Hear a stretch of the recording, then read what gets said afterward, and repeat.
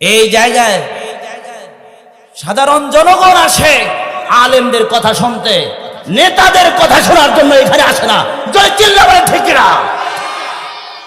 সুতরাং আলেমদেরকে কথা বলার সুযোগ করে দেন, এখানে এসে বসে যান।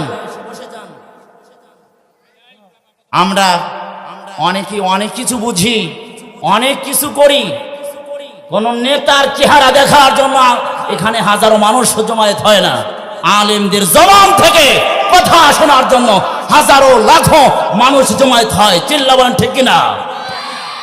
সুতরাং কোরআনের ময়দানে কোরআনের কথা হবে, কোরআন সুন্নাহ ছাড়া অন্য কথা শোনার জন্য আমরা কেউ আসি না। অতএব কথা এগুলো শুনতে চাই না। ইসলাম থাকলে এই দেশে জনসম্মুখে মুসলমানদের কে দিবালোকে হিন্দুরা কখনো হত্যা করতে পারে না। চিল্লা বলেন ঠিক কিনা?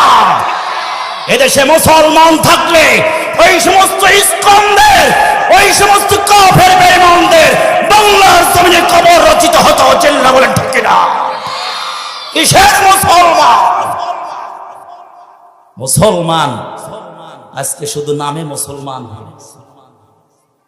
এই মুসলমানদের 5 পয়সা লাভ হবে না, কোনো লাভ হবে না।